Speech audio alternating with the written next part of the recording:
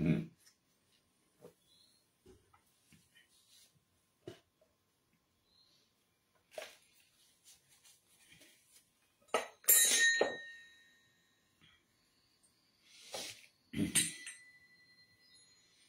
Krishna, bom dia a todos e a todas.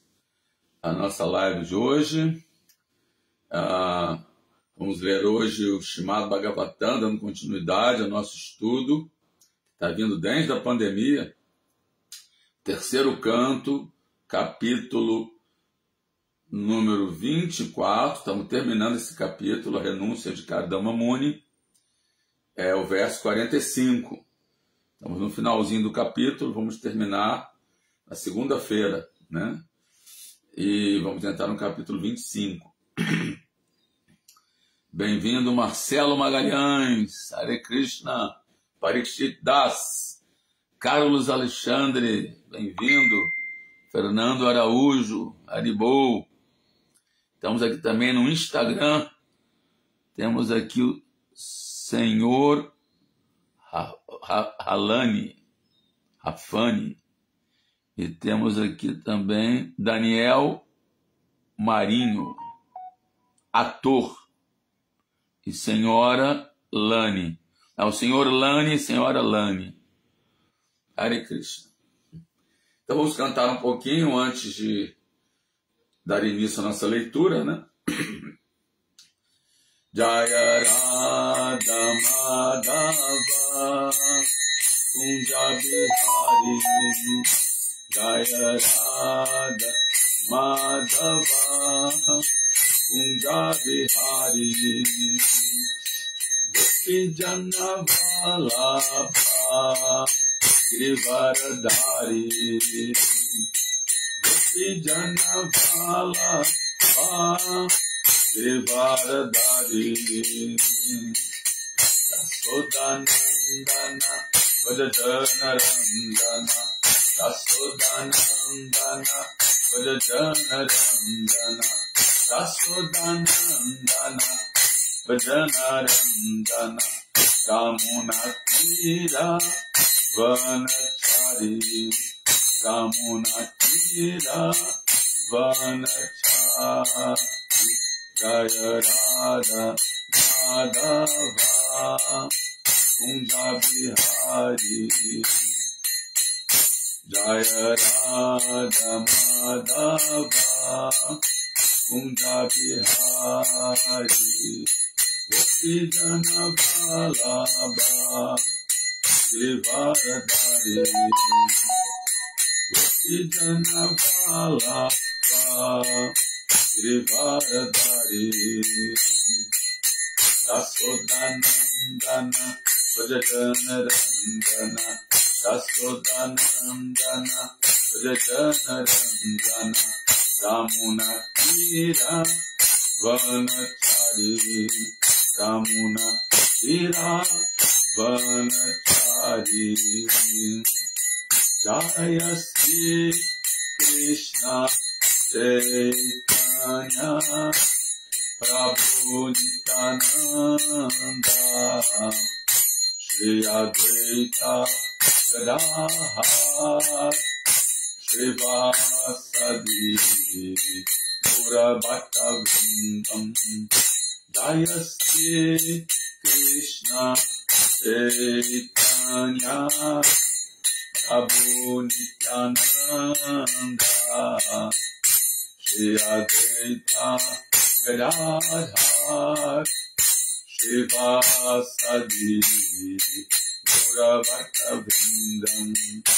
Hare Krishna, Hare Krishna, Krishna Krishna, Hare Hare, Hare Rama, Hare Rama, Rama Rama, Hare Hare, Hare Krishna, Hare Krishna, Krishna Krishna, Hare Hare, Hare Rama, Hare Rama, Rama Rama, Hare Hare, Hare Krishna, Hare Krishna, Krishna, Krishna Krishna, Hare Hare, Hare Rama, Hare Rama, Rama Rama, Hare Hare.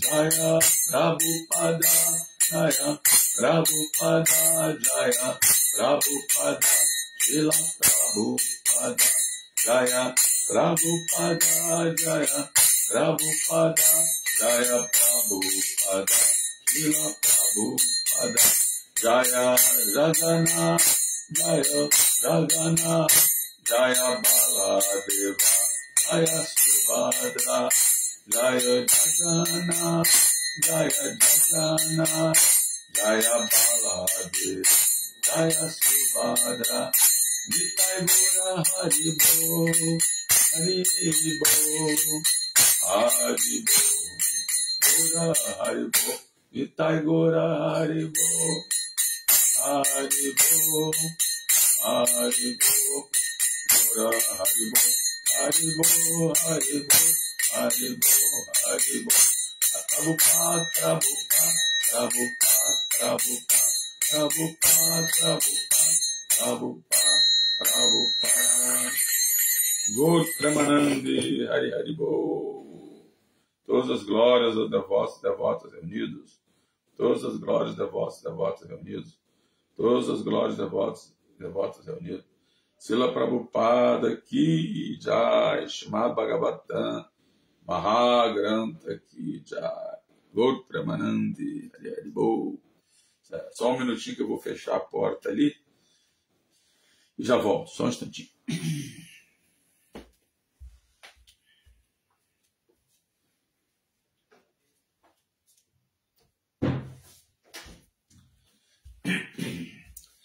Então, bem-vindos aqueles que chegaram agora. Hare Krishna. Bom dia. Vamos lá. Om Namo Bhagavate Vasudevaya. Om Namo Bhagavate Vasudevaya. Om Namo Bhagavate Vasudevaya.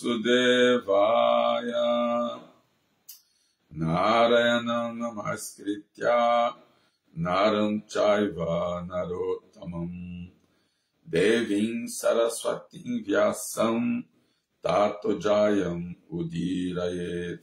Então, antes de lermos o Srimad Bhagavatam, nosso verdadeiro meio de conquista, ofereçamos as mais respeitosas reverências a Narayana, a suprema personalidade de Deus, a Narayana Rishi, o ser humano supremo, a mãe Saraswati, a deusa do conhecimento, a Srila Vyasadeva, o autor, e Srila Prabhupada, o propagador. Idam Bhagavatam Nama Puranam Brahmasamitam Uttama Shloka Charitam Chakara Bhagavan Rishi Nishayasya Lokasya Dhanyam Swastanam Mahat. Esse Bhagavatam é a encarnação literária de Krishna. E ele foi compilado por Srila Vyasadeva, que é a encarnação de Krishna. Ele destina-se ao bem último, toda a sociedade humana. Ele é todo completo, todo bem-sucedido e todo bem-aventurado. Krishna Swadamopagate Dharmagyana Dibisaha Kalonasta Dishanesha Puranaru Kuduno Ditaha. Srimad Bhagavatam é tão brilhante quanto o sol. Ele surgiu logo após a partida do Senhor Krishna para sua própria morada, juntamente com Dharma, Jnana, conhecimento, religião, seu séquito, quando ele partiu há 5.000 anos. Aquelas pessoas que então perderam sua visão, como nós, devido à densa escuridão da era de Kali, obterão luz com esse Purana. Haribo. Então vamos lá, ler o verso 45 do capítulo 24 do canto 3 do Srimad Bhagavatam. O verso 45 é o seguinte: Vasudeva Bhagavati Sarvagye Pratyatmani Parena Bhakti Bhavena Labdhatma Mukta Bandhanaha. Lê de novo. Vasudeva Bhagavati Sarvagye Pratyagatmani Parena Bhakti Bhavena Labdhatma Mukta Bandhanaha. Palavra por palavra. Vasudeva, a Vasudeva, Bhagavati, a Suprema Personalidade de Deus, Sarvagye, onisciente, Pratyagatmani, a superalma dentro de todos, Parena, transcendental, Bhakti Bhavana, pelo serviço devocional, Labdha Atma, situando-se em si mesmo, Mukta Bandhana, liberado do cativeiro material. Tradução e significados dados por sua divina graça A.C. Bhaktivedanta Swami Srila Prabhupada. Jai Srila Prabhupada. Deste modo, ele se liberou da vida condicionada e situou-se no eu, em transcendental serviço devocional à personalidade de Deus, Vasudeva, a superalma onisciente dentro de todos. Então, só dando assim uma contextualizada para aqueles que estão chegando agora, no contexto aqui desse verso, o capítulo chama-se Renúncia de Kardama. Ou seja, Kardama Muni, ele é um grande sábio, ele era diretamente filho de Brahma. Ou seja, Kardama Muni não tinha mãe, ele era um filho unigênito. Ele veio diretamente do rosto do Senhor Brahma. E ele foi incumbido pelo Senhor Brahma. Isso aconteceu no início da criação. Ele foi incumbido de criar progenie. Então, diferentemente dos 4 Kumaras que rejeitaram, né, que antes dele o Senhor Brahma criou os 4 Kumaras, mas os 4 Kumaras rejeitaram se envolver com vida familiar, né? Mas Kardama Muni aceitou essa tarefa, né? Porém, antes disso, ele foi fazer austeridades e meditar por 10.000 anos. Na época, assim, no início da criação, se vivia muitos e muitos milhares de anos, né? E aí, então, ele nesses 10... Ele era praticamente um semideus, né? Filho do Senhor Brahma direto, né? Ele tinha um poder, assim, muito grande. E ele se preparou, esses 10.000 anos, se preparou para ter progenie, né? Imagina, hoje em dia, né, as pessoas têm filhos, assim, acidentalmente, né? Sem se preparar para ter filhos, né? Chamado Varna Sankara, é progenie não desejada. A pessoa vai lá numa festinha e depois vai para um motel e aí engravida a mulher e depois, muitas vezes, a mulher nunca mais vê o cara, né? Ou então fica aquela mãe solteira, né? Ou então mesmo quando as pessoas estão namorando, estão noivos, né? De repente, ou mesmo um namorinho assim, a pessoa engravida a mulher, né? Então progenie não desejada, chama Varna Sankara. Geralmente, daí nascem pessoas de mau caráter, ou de caráter, assim, de um caráter não... veio com karma não muito bom, né? A pessoa que nasce assim, mas quando o casal se prepara para ter filhos, né? Por exemplo, nós temos o Garbhadana Sanskara. O Garbhadana Sanskara, dentro da cultura védica, o casal se prepara para ter um filho e no dia da concepção eles fazem austeridades. E dentro da ISKCON, né, o casal canta 50 voltas de japa, 50 voltas de japa cada um, né? E a mulher jejua, né? O homem só toma mahaprasada, né? Ou vice-versa. Ou seja, toda uma preparação para haver a concepção e durante a concepção, geralmente num lugar limpo, né? Com som de mantras, incenso. Ou seja, há toda uma preparação para que se atraia uma alma avançada, uma alma assim, que era um devoto em vida passada, né?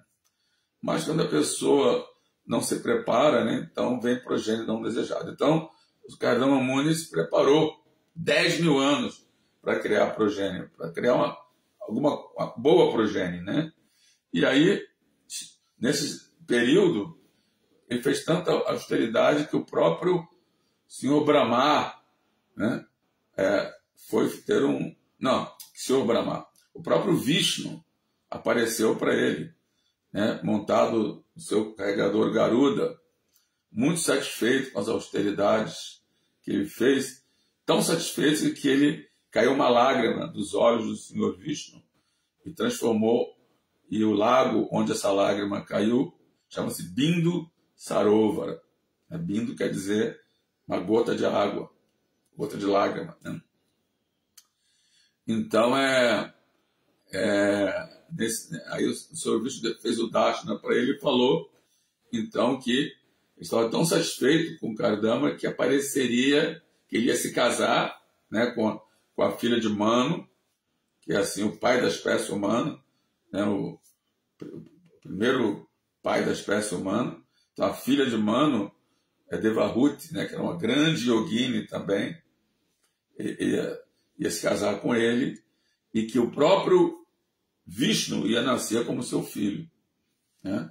Eu falei, eu nascerei como seu filho, né? No caso, Kapila Deva, que foi Yuga Avatara de Satya Yuga, que introduziu o Sankhya Yoga, o sistema de Sankhya Yoga, né, para a autorrealização naquela época, né? Distinção entre o que é material e o que é espiritual, né? Então, isso aconteceu, né? Manu, a conselho de Narada Muni, né, levou a filha dele para Kardama, eles continuaram fazendo austeridade, né? Aí depois de bastante austeridade, aí então Kardama criou assim um aeroplano, né, transcendental que assim tinha jardins, que era paradisíaco, para então viver uma vida de grihasta, né, com Devahuti, né? Então ficaram um longo período viajando pelo universo nesse aeroplano, nesse disco voador, né?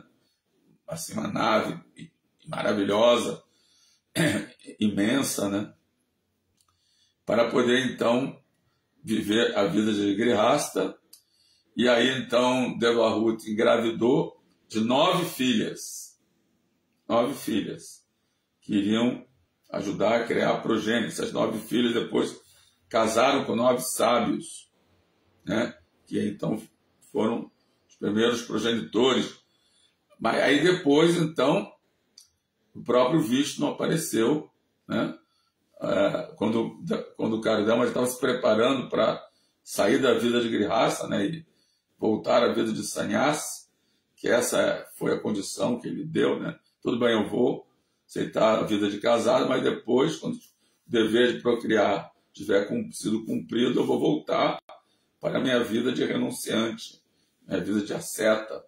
Então, ele estava se preparando, Devahuti falou, peraí, não vai ainda não, porque as minhas filhas vão se casar, né, vão sair do lar, né, porque esse é o sistema, né, quando as filhas se casam, vou morar com a família do marido, né?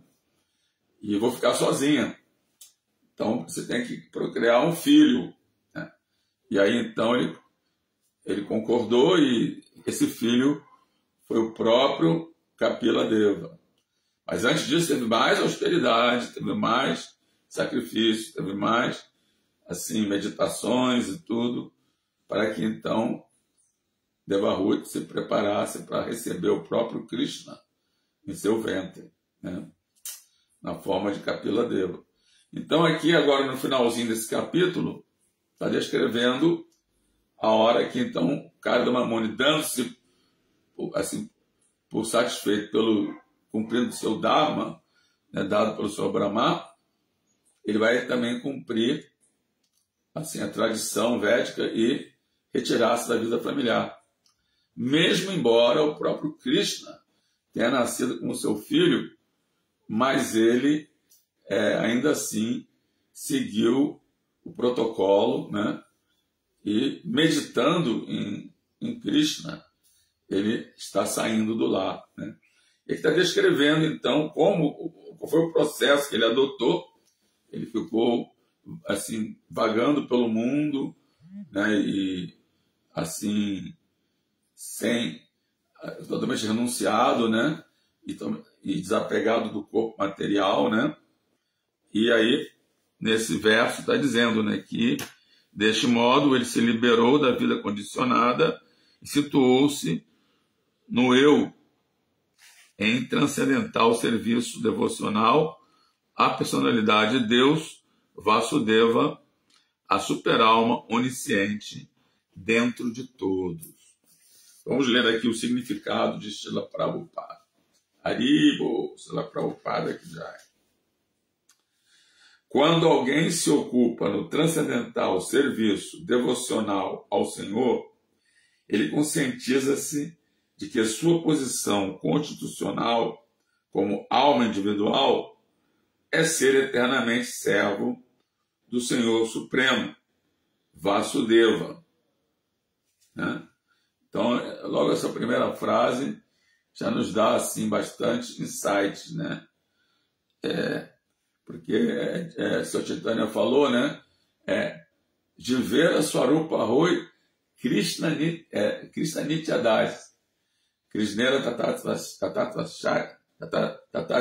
Shakti Beda Beda Prakash, né? Ele fala assim, Jivera Swarupa Roy, que a posição eterna constitucional da alma espiritual individual é Nitya Krishna Das. Jivera Swarupa Roy Nitya Krishna Das, eterno servo de Krishna. Krishnera Tatasta Shakti, que todos nós estamos situados na energia marginal de Krishna, e dessa maneira somos iguais e diferentes ao mesmo tempo. Beda, Beda, Prakash. Somos iguais em qualidade, temos a alma, né, espiritual, ela tem a mesma qualidade de Krishna, no sentido, assim como a gota do oceano tem as mesmas qualidades do oceano, a gota do oceano também é salgada, ou seja, a gota do oceano é uma amostra de todo o oceano, então a alma espiritual é uma amostra pequena, infinitesimal, da alma suprema, né? Então, chama-se Beda, a Beda para cá. Somos iguais em qualidades, somos também eternos, plenos de conhecimento e bem-aventurança, mas ao mesmo tempo somos infinitesimais, enquanto Krishna é infinito. E estamos aprisionados dentro de um corpo material, por nesse motivo não exibimos, não manifestamos essa característica de Satchitananda, eternidade, bem-aventurança e conhecimento, né? Apenas vamos manifestar isso a hora que alcançarmos esta autorrealização, né? Através do serviço emocional, né? Então, continuando aqui, a autorrealização não significa que porque a alma suprema e a alma individual são ambas almas, elas sejam iguais sobre todos os aspectos. Já expliquei isso, né? Beda, Beda, Prakash. São iguais e diferentes ao mesmo tempo. Essa é a filosofia do Sr. Chaitanya. A alma individual é propensa ao condicionamento. E a alma suprema jamais é condicionada. Condicionada a quê? A matéria, né? A energia material, né? Inferior, né? Quando a alma condicionada compreende que é subordinada à alma suprema, sua posição chama-se Labdhatma, autorrealização ou Mukta Bandhana, liberdade da contaminação material. A contaminação Labdhatma, quer dizer, a pessoa se situa em si mesma, na sua verdadeira posição constitucional, né? Labdhatma. Então, a contaminação material continua enquanto pensemos ser tão bons como o Senhor Supremo ou iguais a Ele. Quer dizer, mesmo que a pessoa consiga se libertar assim, dos apegos materiais, né, da luxúria, da ira, da cobiça, que ela se torne assim, um espiritualista, né, se situe na bondade. Se ela pensar que ela é tão bom quanto o Senhor Supremo, isso aí é a última armadilha de Maya, da ilusão, né? A pessoa pensar que ela é um pequeno Deus, né? É um Deus, né? Então, esta condição é a última armadilha de Maya. Maya sempre influencia a alma condicionada, mesmo após muita meditação e especulação. Se continuamos julgando-nos iguais ao Senhor Supremo, subentende-se que ainda estamos nas últimas armadilhas do encanto de Maya, né? Isso está se referindo, né, à filosofia Mayavada, né? Então, essa filosofia Mayavada, ela diz o seguinte, que todos nós somos pequenos deusinhos, né? Na verdade, é como se Deus tivesse dividido em muitos, né? Então, somos Deus, mas estamos na ilusão, né? Estamos dentro de um corpo material, então somos Deus em Maya. Daí vem a filosofia Mayavada, né? Mayavada, né? Que, embora sejamos Deus, ou seja, eu sou Deus, você é Deus, todos nós somos Deus, mas somos um Deus em Maya. Um Deus que está apegado ao corpo material, que está iludido pela sua própria energia ilusória. Quer dizer, o ilusionista ficou iludido pela sua própria energia ilusória, né? Então, para afirmar isso, eles costumam interpretar as escrituras, né? Eles aceitam significados indiretamente. Eles só aceitam significado direto quando esse significado satisfaz essa filosofia de que eu sou Deus, né? Então, por exemplo, quando Krishna diz na Bhagavad Gita, renda-se a mim, eles dizem que não é para se render à pessoa Krishna, mas se render ao Brahman dentro de Krishna. Ou seja, ao Brahman seria a refulgência impessoal de Krishna, né? Quando Krishna fala, sempre pensa em mim, eles argumentam que não é para pensar em Krishna, na pessoa, mas no Brahman dentro de Krishna. Mas, quando, por exemplo, tem um verso, né, dos Upanishads que diz Tatvamasi, você é isso, né? Então, eles já interpretam ao pé da letra, que você é essa super-alma. Você é essa super-alma, né? Você é isso, né? Só que na verdade, esse Tatvamasi está dizendo que você é uma alma também, né? É a Aham Brahmasmi, eu sou alma, né? Mas não que eu seja super-alma, eu sou apenas uma alma, né? individual, né? Assim como o Krishna, na Bhagavad Gita, né? No capítulo 13, né? Eu até separei aqui, quando Arjuna, ele pergunta para Krishna, ele fala, ó meu querido Krishna, quero saber sobre Prakriti, a natureza material, né? O Purusha, o desfrutador, o campo, né? E o conhecedor do campo. O campo quer dizer o campo de conhecimento, né? E sobre o conhecimento e o objeto do conhecimento.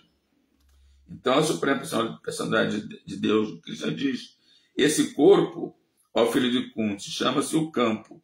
E quem conhece este corpo chama-se o conhecedor do campo. No caso, a alma que está dentro do corpo, ela tem um conhecimento relativo do corpo, né? Não é um conhecimento completo, mas um conhecimento relativo do corpo, né? Mas aí que já diz no verso seguinte, ele fala Kshetragyan Chapiman Vidi Sarva Kshetreshu Bharata Kshetragayo Gyanam Yatat Gyanam Matamama. Ele fala assim, ó descendente de Bharata, você deve entender que em todos os corpos eu também sou conhecedor de todos eles. E quem compreende esse corpo e seu conhecedor chama-se conhecimento. Então, quer dizer, ele fala assim, né? Sarva Kshetreshu, eu conheço todos os corpos, né? Arjuna, você conhece só o seu corpo, né? Cada um conhece o seu corpo, conhece em termos, né? Agora, Sarva Kshetreshu, eu conheço todos os corpos, né? Ele fala, Tchá, eu também estou dentro de você. Então, tem duas almas dentro de nós. Nós somos a alma individual dentro desse corpo e Paramatma, a super-alma que está situada do lado da alma individual, né? Então, ele está em todos os corpos, né? E num verso mais adiante, ele ainda dá uma definição ainda mais contundente. Ele diz assim, ele fala, Karya Karana Kartritve Hetu Prakriti Uchate Purusha Sukhadukanam Bhoktritve Hetu Uchate. Esse é o verso 31, capítulo 13 do Bhagavad Gita, né? Está dito que a natureza produz todas as causas e efeitos materiais, ao passo que a entidade viva é a causa dos vários sofrimentos e prazeres deste mundo. Mas não era bem isso que eu ia ler agora. O que eu ia ler agora é o seguinte, ele diz assim, ele fala, esse verso aqui é o seguinte, ele diz assim, Purusha Prakritistori Bhunkte Prakriti Janguna Karananguna Sangosya Sadasa Joni Jamsu, né? Sadasa Joni Jamsu. Então, dessa forma, a entidade viva dentro da natureza material segue os caminhos da vida, desfrutando os três modos da natureza. Desfrutando, na verdade, sendo controlado, né, por esses modos. Isso decorre de sua associação com essa natureza material. Assim, ela se encontra com o bem e o mal entre as várias espécies de vida. Mas aí vem o verso que eu queria ler, que é o 23. Esse que eu queria explicar, que diz o seguinte, Upadrasta numantas cha bharta bhokta maheshwaraha Paramatmeti chapyukto deresmin purusha paraha. Ele diz o seguinte, contudo, neste corpo há um outro, olha só, um desfrutador transcendental, que é o Senhor, o proprietário supremo, que age como supervisor, né, e o permissor, que permite que as coisas aconteçam para nós, né, e que é conhecido como super-alma. Então, Krishna é chamado de Hanumanta, que é o permissor, que permite que as coisas aconteçam conosco, e também ele é o Upadrasta, o supervisor, né? É o que está supervisionando tudo, né? Está vendo tudo, né? Como super-alma, né? Como a gente fala que Jagannatha tem os olhos assim enormes, que estão vendo tudo, né? Então Krishna também tem o nome de Paramatma, Lokashakshi, né? Que é o testemunho do mundo, né? A palavra Lokashakshi, testemunho do mundo. Ele está testemunhando tudo, está vendo tudo, né? Então ele é supervisor e também permitidor, né? E ele é o Senhor, né? Que está desfrutador supremo. Então, o exemplo se dá assim, que o corpo é como uma árvore, e nessa árvore tem 2 pássaros. Um é a alma individual, que somos nós. Estamos desfrutando dos frutos dessa árvore do corpo, né? Saboreando deliciosos alimentos, desfrutando de prazeres visuais, olfativos, auditivos, sexuais, etc. Então, somos nós, esse pássaro. E do lado desse pássaro tem um outro pássaro, que está testemunhando, né? Está pousado do lado, testemunhando, que é o próprio Senhor Supremo, como Paramatma, né? E quando nós, ou seja, o pássaro que está desfrutando dessa árvore do corpo, resolver se voltar para o seu companheiro eterno, né? Que é aquele pássaro que representa Paramatma, aí os dois vão sair voando livres, em voo livre. E o pássaro, que é a alma individual, vai se libertar do condicionamento e do apego, né, aos frutos desse corpo material, né? Que é como um escafandro que nos é dado para nos adaptarmos a essa natureza material, né? E outro exemplo é dado também da carruagem, né? Com 5 cavalos. Esse também é um exemplo famoso, né?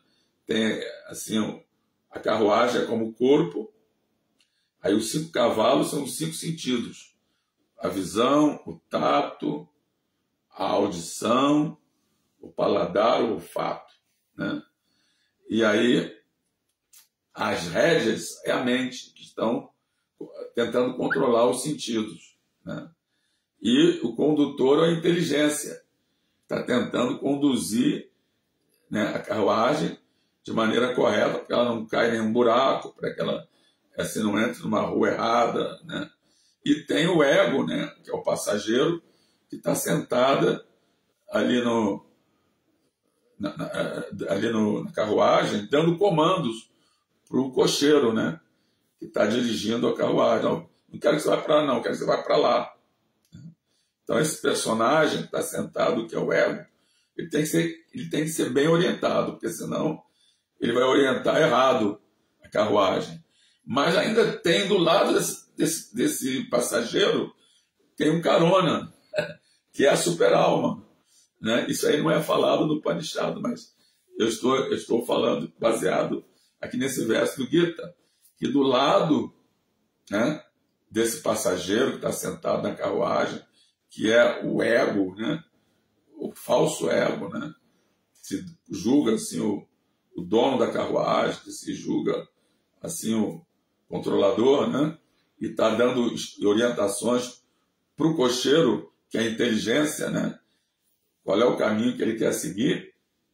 Se ele for bem orientado, e se ele ouvir o carona, que é o próprio Paramatma, né, que é o próprio Deus que está no coração, também os cristãos chamam de Espírito Santo. Então, se ele ouvir esse seu companheiro eterno, está do seu lado, aí ele vai direcionar a carruagem pelo caminho da liberação, pelo caminho correto, para ele se liberar, né, e alcançar a autorrealização.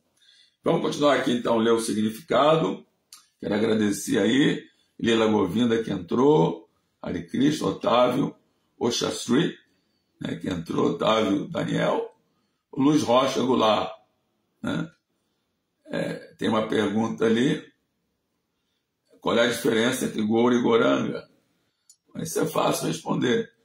Goura é uma abreviação de Goranga, né? A palavra anga quer dizer membros, né? Então, Gouranga, aquele de membros dourados, né? Ele tem os membros dourados, né? E Goura está abreviado, né? Ok. Muito bem. Continuando o significado. Então, a alma individual goza. Não, peraí. Então, filósofos monistas. Não, isso aqui é Bhagavad Gita.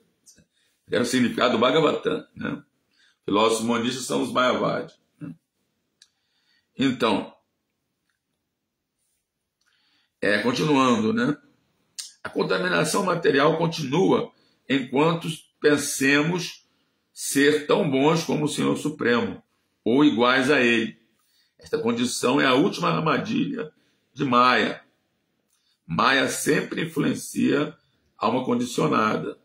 Mesmo após muita meditação e especulação, se continuamos julgando-nos iguais ao Senhor Supremo, subentende-se que ainda estamos nas últimas armadilhas do encanto de Maya. Né? Então, está se referindo ao meditador yogi, né, impersonalista, né, Mayavadi, e também ao Gyani, está especulando e achando que ele é igual ao Senhor. Ele é um pequeno Deus. Né? Continuando aqui, a palavra parena é muito significativa. Para significa transcendental, não manchado pela contaminação material. Consciência plena de que se é servo eterno do Senhor, chama-se Parabhakti. Se alguém tem alguma identificação com as coisas materiais e executa serviço devocional para alcançar algum lucro material, isso é chamado Vidha Bhakti, Bhakti condicionada. É possível tornar-se realmente liberado através da execução de Parabhakti. Parabhakti quer dizer a Bhakti livre de desejos frutivos e especulação mental, né? Como tem aquele verso que diz assim: Anyabhilasita sunyam gyana karma janavita anukulya krishnanu selanam bhakti uttama. Né? Então, bhakti de primeira classe é aquela que é livre de gyana, conhecimento especulativo, e de karma, atividade frutiva. Né? Ela é pura, né? Anyabhilasita sunyam. Né? E ela é favorável a Anukulya, né? Krishnanu. A pessoa se torna devoto favorável, né? De Krishna. Né? Então, essa é chamada Bhakti, primeira classe. E também tem um verso que fala sobre esse Parabhakti, né? Yasadeve Parabhakti Jatadeve Tataguru Takajitayarta Prakashante Mahatmana. Que aquelas grandes almas, Mahatmas, que se ocupam em Bhakti pura, Parabhakti, né? E tem fé completa tanto no Guru quanto em Krishna, Yasadeve Parabhakti Jatadeve Tataguru, Yasadeve Tataguru, né? Todos os significados da literatura védica são automaticamente revelados para essa pessoa. Automaticamente, mesmo que ela não seja um grande erudito. Está ocupado em Parabhakti. Né? Continuando aqui, outra palavra mencionada aqui é Sarvagye. Sarvagye, a super-alma sentada dentro do coração, ela é onisciente. Ou seja, esse carona, esse segundo passageiro da carruagem, é onisciente, conhece tudo. Ele sabe. Eu posso me esquecer de minhas atividades passadas devido à mudança do corpo, mas como o Senhor Supremo, como Paramatma, está sentado dentro de mim, ele sabe tudo, passado, presente e futuro. Né? Portanto, concede-me o resultado de meu karma passado ou minhas atividades passadas. Quer dizer, quando Krishna no Bhagavad Gita falou para Arjuna que ele tinha revelado esse conhecimento para o Deus do Sol há milhões de anos atrás, né? Arjuna falou, mas como pode? Você da minha idade, porque Arjuna estava assim, fazendo em termos do corpo, né? Que o corpo de Krishna e ele eram da mesma idade. Como é que se pode? Você revelou isso para o Deus do Sol há milhões de anos. Aí Krishna diz, muitos e muitos milhares de nascimentos eu e você tivemos. Né? Eu me lembro de todos, mas você não. Né? Então ele está lembrando de todos, Krishna lembra, esse Paramatma do coração lembra de todos os nossos nascimentos passados. Né? E sabe exatamente o que nós merecemos. Né? Continuando aqui,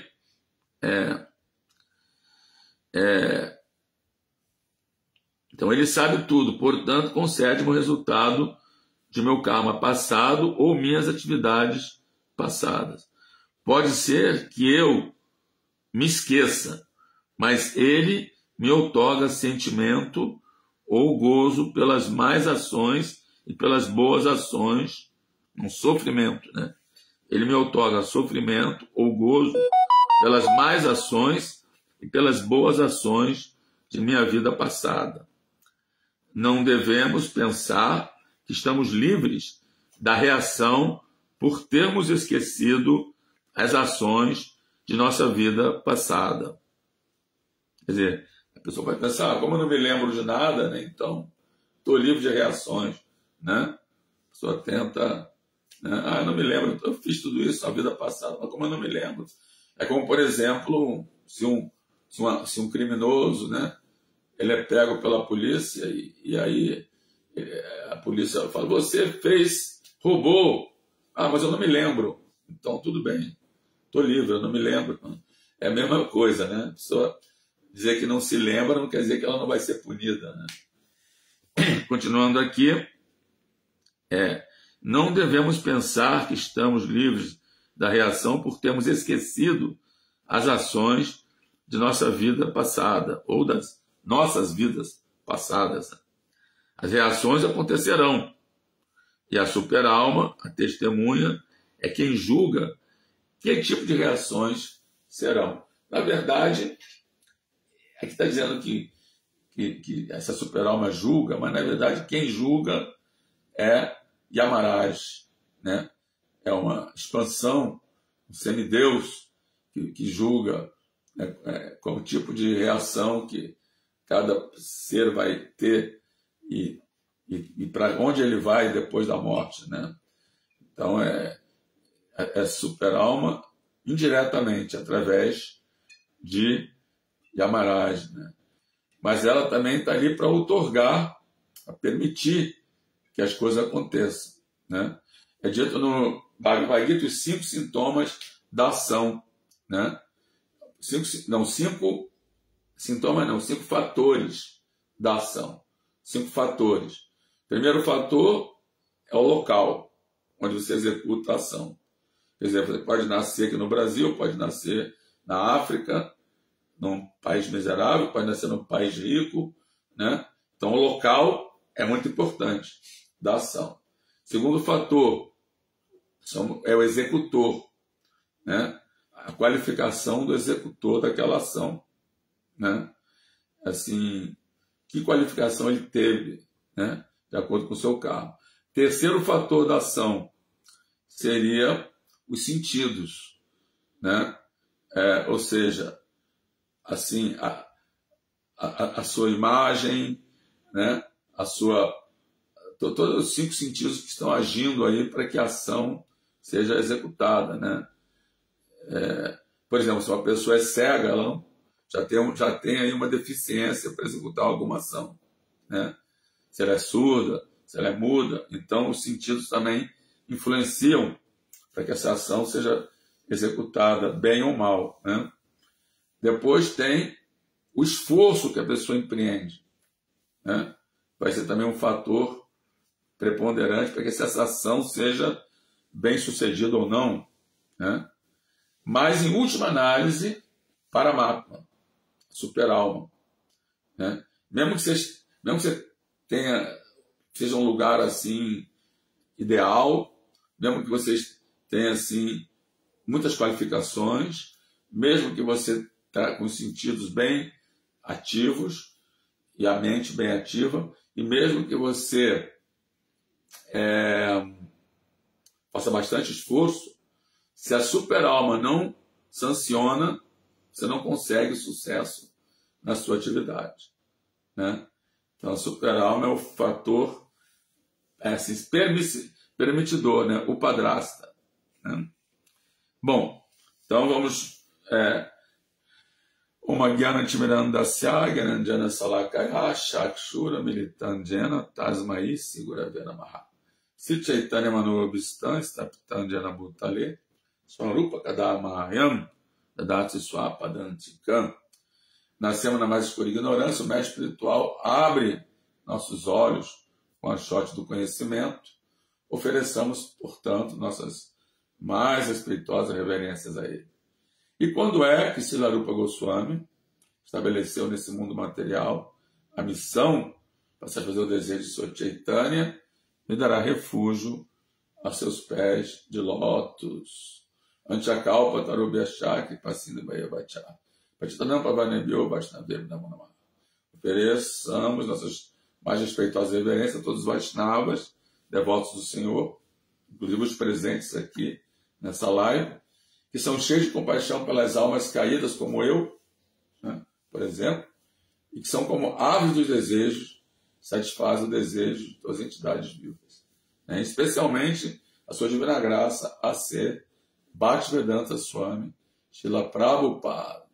Jai Srila Prabhupada, Namo Vishnu Padaya Krishna Prestaya Bhutale, Srimad Bhaktivedanta Swami Itnamine, Namaste Saraswadeve, Gauravani Pracharini, Nirvishesha Shravadi, Pastata Deshatarine, Jaya Sri Krishna Chaitanya, Prabhu Nityananda, Se Advaita Gadadara, Sivasari Gaura Bhaktavin, Hare Krishna, Krishna Krishna, Hare Hare, Hare Rama, Rama Rama, Hare Hare.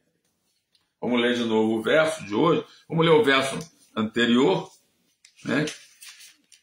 Que foi lido ontem pelo Mahaprabhu Kripa, que diz assim: assim, aos poucos, o falso ego da identidade material deixou de afetá-lo e ele livrou-se de toda a afeição material, imperturbável, igual com todos e sem dualidade do mundo material, feio, bonito, calor, frio, prazer, dor.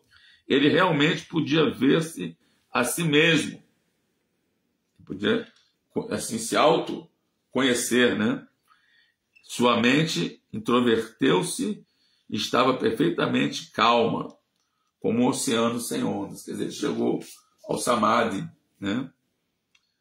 Samadhi quer dizer absorção total no eu, transcendental e em Krishna. E aí o verso de hoje, Vasudeva Bhagavati Sarvagye Pratyagatmani Parena Bhakti Bhavana Labdatma Mukta Bandhanaha. Desse modo, ele se libertou da vida condicionada e situou-se no eu, em transcendental serviço devocional à personalidade de Deus, Vasudeva, a super-alma onisciente dentro de todos. Esse verso começa com esse Vasudeva Bhagavati, que na verdade também está no primeiro canto, segundo capítulo, né, que diz Vasudeva Bhagavati Bhakti Yoga Prayodhita Janayata Suvairagyan Gyanancha Yat Ahaitukam, que diz que ao prestar serviço devocional a Vasudeva, Vasudeva, filho de Devaki Vasudeva, a pessoa obtém automaticamente conhecimento sem causa e desapego do mundo. Então, quando ele executou essa bhakti, né, naquela época era aquela meditação silenciosa, né? Hoje não, hoje a gente pratica através do cantar do Maha Mantra Hare Krishna, Krishna Krishna, Hare Hare, Hare Rama, Hare Rama, Rama Rama, Hare Hare.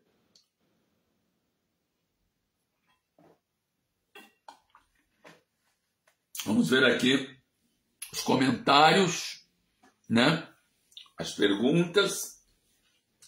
Vamos ver aqui primeiro no Facebook, né? Nós temos aqui alguns comentários. Primeiro comentário aqui, deixa eu subir aqui. Peraí, subir. Fernando Araújo da Silva. Ele fala o seguinte: no começo falou sobre a família. Se a tradição na Índia é cuidar dos pais idosos, mas a Madre Teresa de Calcutá socorreu muitos idosos abandonados nas ruas, isso demonstra que essa tradição de cuidar dos idosos sem colocar eles nos asilos, tradição tem falhas, com certeza, né? A tradição tem falhas, né? Existe a tradição, né? Alguns, né? Uma grande parte segue essa tradição, né? Mas, na verdade, a tradição não é nem colocar os idosos no asilo, né? A tradição é que, por exemplo, como eu falei, quando as pessoas se casam, a esposa vai morar na casa da mãe do marido. E a mãe está presente, ela não vai para o asilo. E ela fica ali até morrer, né? E o casal cuida da mãe, né?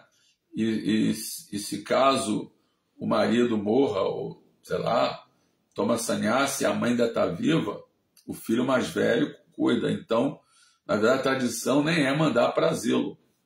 Asilo é quando a pessoa está mesmo sem nenhum familiar, sei lá, morreu todo mundo. Mas, assim, se existe a família ainda formada, a tradição não é mandar para asilo. A tradição é que o idoso permanece em casa junto com o marido e a esposa, que cuidam desse idoso, né? Ou seja, a Índia, eles moram assim, todos no mesmo lugar, né? Assim, às vezes assim, é uma vila inteira, todos eles ali são familiares, né? Então, um cuida do outro, né? Na mesma vila tem sogro, sogra, e primo, sobrinho, tio, tudo morando ali naquela mesma vila. É muito comum isso, né? E o que acontece, né? A mãe do marido é cuidada pela esposa dele. Por ele e pela esposa, e pelos filhos também, né? Então essa é a tradição. Na verdade, a tradição não é mandar para asilo, né? Agora, claro que sempre tem exceções, e ainda mais num país com 1,5 bilhão de habitantes, né? Vai ter muitas e muitas exceções, né? Bom, vamos continuando aqui. Nós temos aqui a pergunta do Parikshit Das, né? Vamos ver aqui a pergunta dele, Marcelo Magalhães, que é o Parikshit Das. Ele fala: não seria melhor transformar logo essa nossa carruagem de passeio em uma quadriga de guerra, chamando Krishna para conduzi-la no meio dessa guerra de Kali Yuga? Isso aí seria uma atitude extrema, né? Na verdade, já estamos nessa guerra, né? Prabhupada fala, né, que quando você se torna devoto de Krishna, você está declarando guerra para Maya, né? Uma declaração de guerra para Maya. Você vai lutar, né? É claro que não temos força para lutar contra a Maya é muito poderosa, energia ilusória de Krishna, mas você está imediatamente se opondo às propostas dela, né? E para isso você tem que ter a proteção de Krishna, né? E aí, com certeza, ele já está na carruagem. A gente não tem que chamar ele. Ele está na carruagem como Paramatma, né? No caso de Arjuna, ele assumiu o comando da quadriga. Ele se tornou a inteligência de Arjuna, porque, como eu falei, o condutor da quadriga é a inteligência, né? E o ego, né? É o passageiro, né? É o que está dando orientação para a inteligência, para ela discernir o que deve fazer e o que não deve fazer, né? Então, nesse momento, Krishna ele assumiu o papel de condutor, né? Ou seja, então a Arjuna trabalhou com a inteligência de Krishna, né? Com a inteligência de Krishna, né? Continuando aqui, Adilila, muito bem. Krishna é tão puro que é incapaz de castigar alguém? Sim, Krishna não castiga. Nós temos aquele conceito judaico-cristão, né, que Deus castiga, né? Isso aí é um conceito que é para assustar, né, para intimidar as pessoas e até para o governo exercer um certo controle pela população, né? Eles falam isso, que a religião é uma forma de o governo exercer um certo controle. No passado era muito mais, né? Na Idade Média, né? Que a igreja tinha muito mais poder, né? Tinha poder secular, né? Então eles amedrontavam o povo para poder conseguir a ordem, né? Assim, no Estado, né? Para impor a ordem, né? Impor a lei, né? Ou seja, Deus vai te castigar na próxima vida, vai sofrer no fogo do inferno, né? Mas não, o Cristo não está nem aí para nossas atividades pecaminosas. Quem está castigando não é Cristo, são os agentes desse mundo material, os semideuses e até seres sutis, né, que estão fantasmas e etc., que estão de uma forma sutil nesse mundo. E, claro, estão também sob o controle supremo, porque Krishna está controlando mais a Tchana Prakti Suyate Sacharachara. Krishna fala, essa natureza material está sob minha direção, né? Então, em última análise, os semideuses e esses seres sutis também estão sob o controle de Krishna, né? Mas Krishna, pessoalmente, está tocando flauta, está, né, brincando com as gopis. Aí ele se expande em Vishnu, e esse Vishnu é que vai exercer o controle da natureza material, né? Mas não está castigando ele, tá? Assim como, por exemplo, se você comete um crime, não é o presidente da República que vai vir lá do Palácio do Planalto para te castigar, né? Existem as leis que já estão aqui no Brasil, não agem muito bem, né? Mas deveria agir, né? Mas as leis de Deus não são infalíveis. Tem até um livrinho, Karma, Justiça Infalível, né? As leis de Deus não falham, as leis dos homens falham. Temos aqui no Brasil tem um monte de lei, mas ninguém cumpre, né? As leis, né? A maioria das leis elas não são cumpridas, né? Ou então são cumpridas de forma deturpada, né? Mas a justiça divina não, é infalível, né? Então se a pessoa burla a lei, ela vai ser punida. Mas aí não é o presidente ou o rei que vem pessoalmente punir, né? Às vezes acontece, né? Mas são seus agentes, né? Agora, quando é um demônio muito poderoso, aí o próprio Deus vai matá-lo, né? Mas aí ele é liberado, né? Assim como, por exemplo, numa guerra, né? A gente via esses filmes de guerra, né? Na Idade Média, ou mesmo na época védica, né? O rei ia na guerra também, não ficava lá atrás do bunker ou no escritório, né? Dando ordens. Não, ele ia na guerra, ia na frente, no fronte de batalha, né? Agora, quando tinha um oponente muito poderoso, aí o próprio rei, que era também, supunha-se que era mais poderoso do que os demais, né? O próprio rei lutava com ele, né? Mas, na verdade, não existe esse embate entre Deus e o demônio, né? Esse embate existe dentro do cristianismo como se o demônio fosse um rival. Mas, na verdade, o próprio demônio também surgiu de Krishna. Também é parte de Krishna. A verdade absoluta quer dizer que tudo está nele, né? Ele inclui tudo, inclusive o demônio, né? Seria a sua sombra, né? Aqui, vamos ver se tem mais algum. comentário, acho que não tem mais comentários, né? Não tem mais comentários. Vamos ver aqui agora no Instagram. Temos aqui o Instagram. Pessoas com nome estranho, N1CO/Rom. Smitra Patel. Ele é indiano, com certeza. Thales Ricardo. Não sei se é o Thales que eu conheço. Filho da Lalita, não sei. Henrique Caetano. Hare Krishna. Deixa eu ver se entrou mais gente aqui. Entrou sim. Aqui entrou. Daniel Marinho. Vamos ver se entrou mais aqui.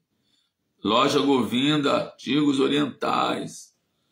Interessante. Madhusudan, fotógrafo. Hare Krishna. Madhurya Prema. Hare Krishna, Madhurya Prema. Fernandes. Muito bem. Vamos aqui. Stefane. Madana Mohana Das. Márcio Claro. Hare Krishna Márcio. Aqui temos Bhakta Adriano. Andréia Reis. Hare Krishna. Não, parece que não tem comentário. Tem aqui um comentário de Madhurya Prema. Hare Krishna. Reverências. Sou muito sua fã. Opa! O Senhor explica de forma tão clara e profunda. Hare Krishna. Obrigado, Madhurya Prema. Hare Krishna. Bom, aqui não tem mais perguntas. A Paula Moura. Muito bom. Então é isso, gente. Agradeço aí pela participação de vocês, pela satsanga, né? E pela audição de vocês. Desejo um ótimo fim de semana. Lembrando que temos o festival de domingo nos templos no Brasil inteiro, né? Sempre com a Bhagavat Sangha, a Associação dos Devotos, né? Existe a Bhagavat Sangha ainda melhor que Satsanga, porque Satsanga pode reunir também personalistas, espiritualistas que não adoram Deus como pessoa, mas que se dedicam à espiritualidade, mas sem adorar Deus como pessoa. Mas quando é Bhagavat Sangha, aí é associação de devotos de Deus, né? Então é isso. Hare Krishna. Lila Govinda. Kamsa morreu de susto? Parece que sim, né? Ele tinha tanto medo de Krishna que ele morreu assim, aterrorizado, né? É engraçado que é dito que quando um leão, um tigre ataca assim um cervo, né? O cervo ele morre de susto, assim, porque o rugido do leão e do tigre é tão aterrorizante, tão assustador, né? Que assim, a presa na hora assim está de choque, né? E morre, né? Aquele rugido assim muito poderoso, né? Do leão, né? Então Kamsa ele tinha medo de Krishna a vida inteira, né? A hora que o próprio Krishna apareceu era a morte personificada, né? E ele então deve ter morrido de susto mesmo. Então é isso, gente. Tem mais uma pessoa que entrou aqui, Gerson. Hare Krishna. Vamos encerrar então aqui a nossa preleção de hoje. Amanhã teremos Chaitanya Charitamrita dado pelo Prabhu Harinath Das. Haribo, reverência a todos. Jai.